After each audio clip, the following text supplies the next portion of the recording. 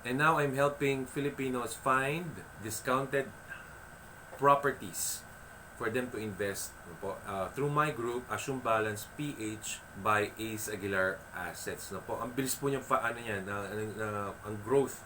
Mabilis po ang growth ng Facebook group na yan. So, join lang po kayo natin sa Facebook. I also help property owners save their properties from foreclosure through my campaign Never Foreclosed.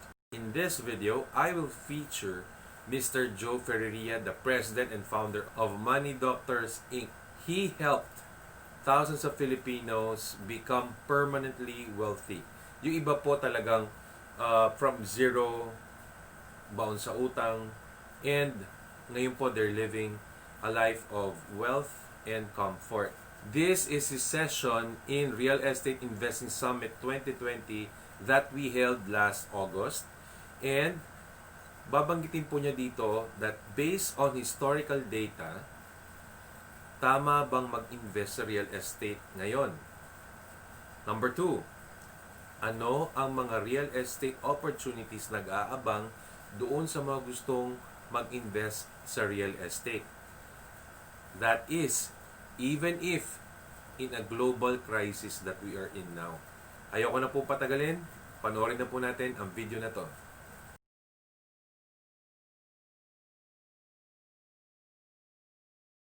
When I moved to Ayala, Alabang in 1990, the price per square meter was, I think, 5,000 per square meter.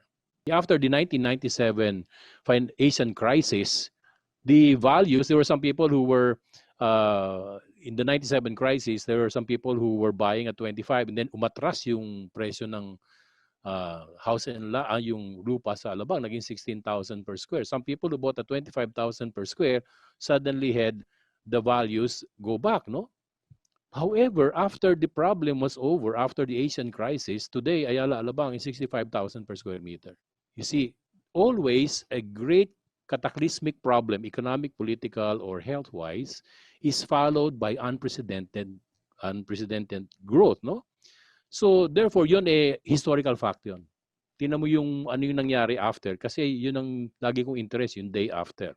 Now, before it happens, you need to understand ano yung mga signal na itinuturo sa iyo that is pointing towards that condition where in which everything will go haywire.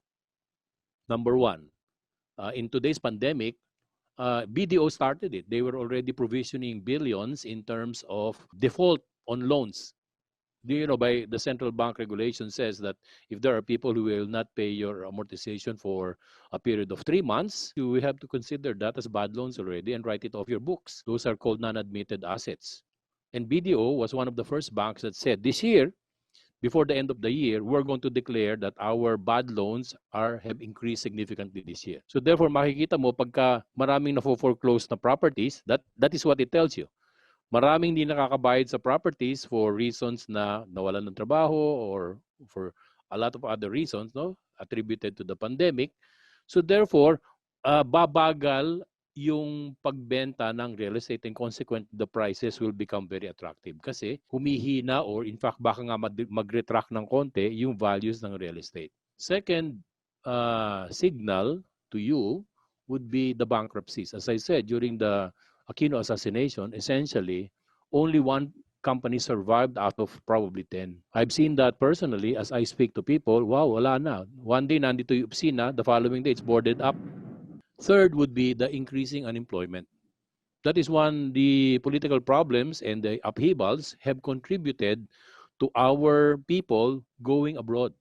So yun, binabantayan mo yun yung pag-alis ng tao. Kasi hindi naman naapektuhan yung pag-alis eh. Sa totoo lang yung prohibitions lang ng airline at ng border officials, yun lang ang nag-i-stem yan eh.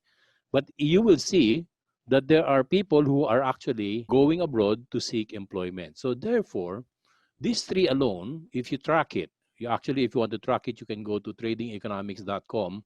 You will see the economic numbers there. Kung you pay attention to that, you will see and you will surmise that this period from August all the way to December will be critical periods by which you should buy real estate. Bakit? This will be the best times to do it. Why? Because we anticipate that the vaccines will be approved for human consumption between September to October. And the first delivery of the vaccine will happen beginning December. When it is delivered, it's not going to, we have 8 billion people in the planet. You cannot inoculate them in one blow. It will take several companies that will develop and produce the vaccine. It will be distributed to several countries, no matter how afraid you are to be one of the first to be inoculated. It will be dispersed, and things will start to normalize by the middle of 2021. I'm not the only one that says that a lot of the economic analysts have already said it. So therefore, we need to pay attention because there's a small window by which you should really pay attention to where you put your money if you want your money to significantly grow during this critical 2 to 3 year period. Okay? There will be pressure in the buying of real estate, which is why I was talking to some of the developers the other week. And they were saying that one of the strategies by which they could bolster, because their sales are now down to probably 10 to 20% of what they used to sell. No? Ayala, Ortigas and Company, and all of these developers. So in order to help the salespeople generate more business, they are softening their stand on acquisition of their lots. In fact, there is one developer I was talking to. He said that he was willing, no down payment, because the down payment they will stretch over a period of 3 years. Okay? In fact, kasi pre-selling ito, they will even, they will of course slow down yung construction. Kasi noong araw, pabilisan para makatayo ka ng panibagong project eh. They will slow down the development of the project, but they will open the window or open the door for people to acquire real estate pagka na mas magaan yung terms. Second, when the banks start foreclosing on properties which are not being paid, they will go through the procedures of foreclosing these things. Therefore, you have to understand that the banks are not in the real estate business. They want their money back. Actually, in the equation of real estate acquisition, when you use a lending channel, the banks already made money because you put down a down payment on the property. Whether one time or you spread it out over 2 or 3 years, you put a down payment there. Second, before this real estate property became a problem, you've already paid several installments. So therefore, if you look at that, and then the bank will foreclose it, there's a fine line there that says, I will foreclose it on the basis of the remaining loan value, not market value, loan value. So walang mapupunta sa'yo. Even if you paid half of the property already, pag foreclose ng banko yan, kanya yung buong property. Walang sukli. So therefore, if you look at that situation, the banks is way ahead in the equation. Okay? So therefore, it is to his best interest to get rid of it. And the way by which he will get rid of it is to discount it. You will see discounting of real properties by anywhere from 10, 20, 30%. Because he already made that difference. Kumita na sila dyan eh. Okay? So they will sell it because the longer they keep on holding it, they are prone to getting caught when the buying situation changes and bumagal yung bentahan. So that is the opportunity that is available to you. There is softening of credit for the large developers for new property. There is a good market for foreclosed properties, and some people who are responding to the pandemic properly will probably let go of their properties with good valuations for you. So there you have it. You heard it from the expert himself, Mr. Joe Ferreria of Money Doctors Incorporated. Kung gusto mo mag-invest sa real estate, now is the best time. Why?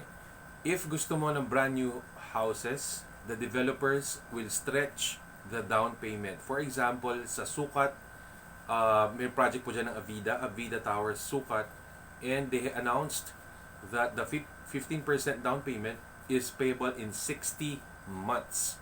Yeah, so sample yan, no? Dati announcement nila is hurry, konti na lang ang mga units. Ngayon, ang announcement nila sa amin is that it's 15% down payment in 60 months or 5 years. Okay?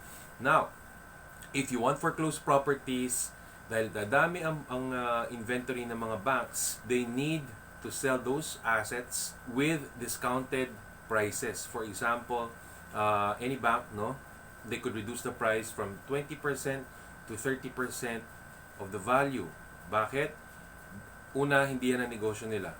Okay? Number two, kailangan nilang ibenta kagad. Dahil meron lang silang threshold or allowed amount from the Bangko Sentral ng Pilipinas. Okay? And third opportunity which we offer in Assume Balance PH by Ace Aguilar Assets is discounted houses. Ang dami po sa aming mga sellers ngayon binili, katulad yung aking upcoming inventory, binili nila 2 units ito sa Arca South in Taguig. Of course, we know Arca South is the gateway to the Philippines, no? Diyan tatayo yung subway terminal going to the provinces nationwide.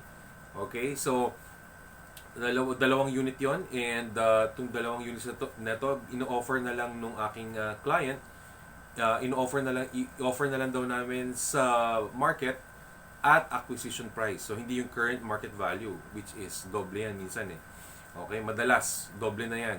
Okay, more than what you paid for. Pero ngayon, they just want the down payment and the rest of the amortization that they paid. Gusto na nilang bumalik yung pera. Okay? So, that's it. Ang daming opportunities. If you want to have a look at the properties that we offer at discounted prices with verified sellers, go to Assume Balance PH by Ace Aguilar Assets Facebook group. Madali pong ano yun yan. Make sure Assume Balance PH by Ace Aguilar Assets, and yung link nandun po sa baba. We're gonna put it there so that you could click it right away. So, thank you so much for watching this video. Be sure to like the subscribe button and hit the notification bell for future videos that we're going to release. Maraming salamat po. God bless.